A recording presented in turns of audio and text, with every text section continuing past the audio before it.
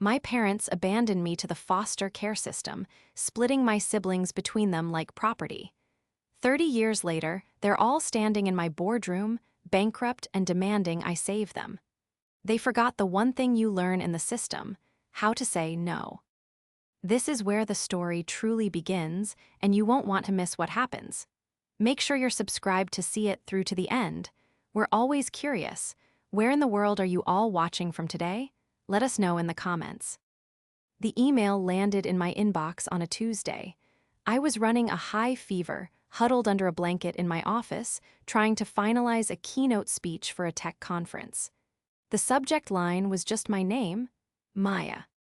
I opened it. It wasn't from one person, but four. My mother, Brenda, my father, Richard, my sister, Chloe, and my brother, Leo. It was the first time in my adult life I had seen all their names in one place. The message was short, sterile, and demanding. We are facing a serious family crisis and need to meet with you at your office on Friday at 10 a.m. We will be there. Not can we meet, not how are you, just we will be there. I stared at the words until they blurred. I was 8 years old again, standing in a beige courtroom while a judge asked my parents to point to the child they wanted. Mom pointed at Chloe. Dad pointed at Leo. Neither of them pointed at me. I was the leftover, the remainder, the piece that didn't fit their new lives. I was handed over to a state social worker, and they walked out, one to the left, one to the right, without ever looking back. Now, 30 years later, they had found me. The sickness I felt suddenly had nothing to do with the flu. The betrayal, I realized, hadn't ended in that courtroom. It had just been on pause. The next 3 days were a feverish blur. I canceled my keynote, blaming the flu, but the truth was I couldn't think. I couldn't code. I couldn't even form a coherent sentence. My assistant, bless her, handled everything, fielding calls with a crisp efficiency I couldn't muster. The only call I took was from my sister, Chloe, the day after the email. "Maya, you got our message, right?" Her voice was breezy, as if she were confirming a brunch reservation. "I got it, Chloe," I said, my voice hoarse. "Good, look, just make sure you're prepared. This is, well, it's a big ask, but we're family. Mom said you'd probably be difficult, but you have to understand, this is important." Difficult, I repeated, the word tasting like ash. I had spent my entire childhood dreaming of this call. In my dreams, they were apologetic. They were crying. They were looking for me. But this was an invasion. "Well, you always were," she laughed lightly. "Just be there, okay? 10 a.m. She hung up before I could reply. I leaned my head against the cold glass of my office window, looking down at the city I had conquered all by myself. I had built my company, my life, from the absolute ashes. I had done it by being smart, by being tough, and by building walls. They had no idea what I was capable of. They had forgotten one crucial thing. The little girl they left behind was now the one who owned the entire building. My memory of my parents is fractured. Brenda, my mother, was obsessed with appearances. She was beautiful, cold, and saw children as accessories. She took Chloe, the pretty, biddable one. Richard, my father, was a man of grand, failed ideas. He was all charisma and hot air. He took Leo, his legacy, the son he could mold. I was just Maya, too serious, too quiet, too much. I spent a decade in the system. I had 7 placements. Some were fine, some were awful. But every single one taught me the same lesson: you can only rely on yourself. While Chloe was going to ballet lessons and Leo was being groomed to take over our father's empire, I was learning to budget the tiny allowance from my group home and teaching myself to code on a discarded library computer. My success wasn't an accident, it was a fortress. I founded my tech firm at 26. At 38, I was worth more than both my parents ever were, even in their prime. Brenda and Richard were the architects of my pain, but they were distant antagonists. Chloe and Leo were their extensions. Chloe, I'd heard through the grapevine, was on her 3rd marriage, living well beyond her means. Leo was the dutiful son, propping up Richard's endless, failing businesses, bleeding his own finances dry. They were a constellation of entitlement, and I apparently was the new star they wished to hitch their wagons to. After Chloe's call, the fog of sickness and shock finally cleared, replaced by a cold, sharp anger. The turning point wasn't emotional, it was practical. I was no longer a passive victim. I was a CEO. I called my lawyer. "David," I said, my voice steady, "I need you to run a full financial workup on 4 people. Brenda Miller, Richard Stone, Chloe Davis, and Leo Stone. Yes, all of them. I want to know everything. Debts, liens, assets, bankruptcies, everything." "Maya, is everything all right?" "I just got a family reunion dropped on my schedule," I said. "I want to know exactly what I'm walking into."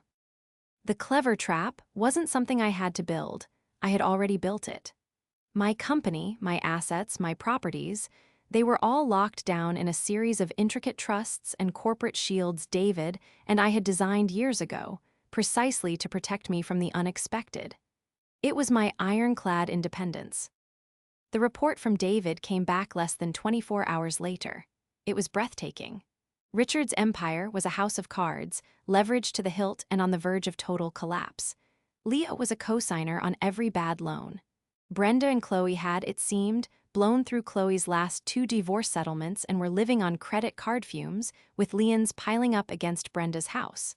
They weren't in a crisis, they were in a death spiral, and they were coming to me for the lifeline. Friday morning, 10 a.m. I wasn't sick anymore.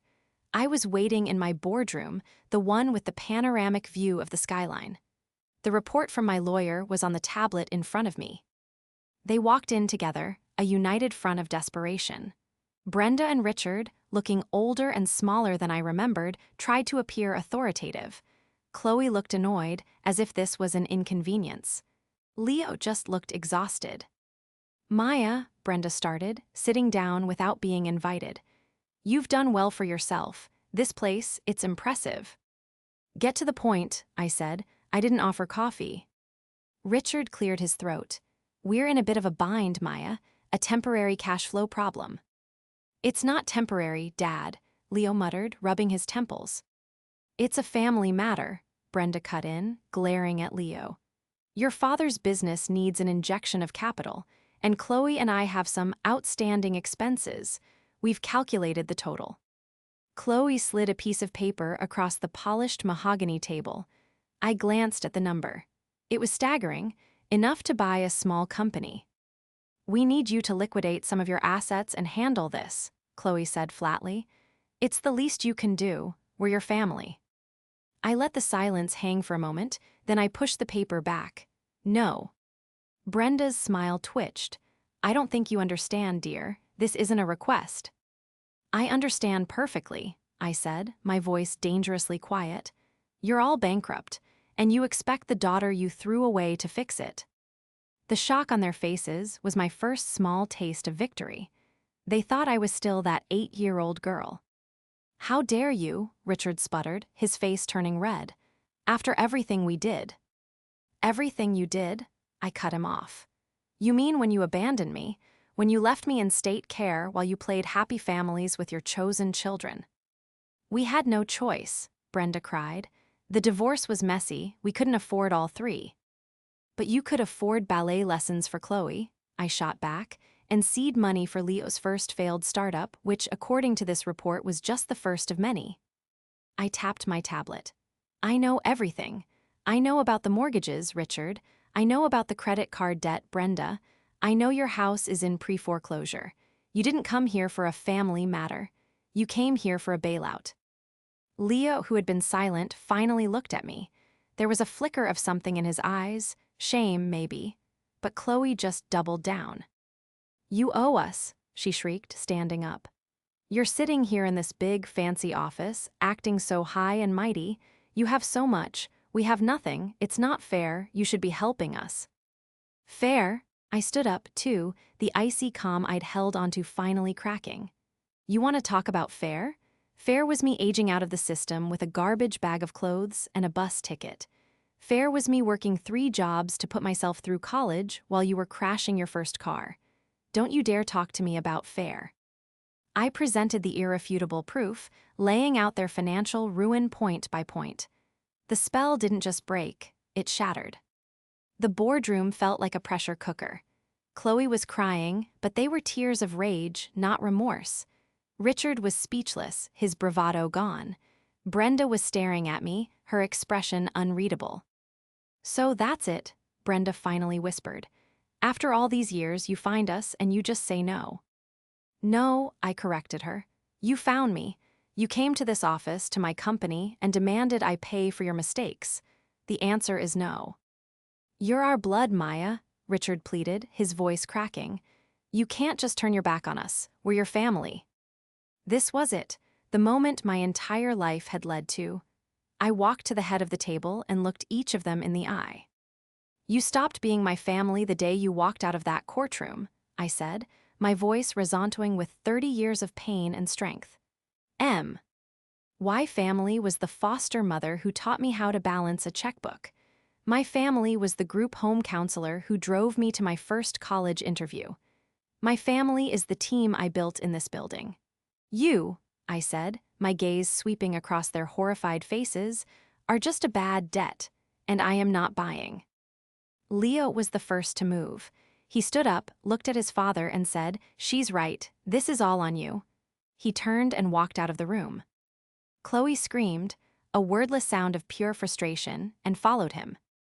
Brenda and Richard just sat there, two shrunken, pathetic figures, utterly defeated. "Security," I said into my desk phone. "Please escort Mr. Stone and Ms. Miller out of the building." The fallout was immediate.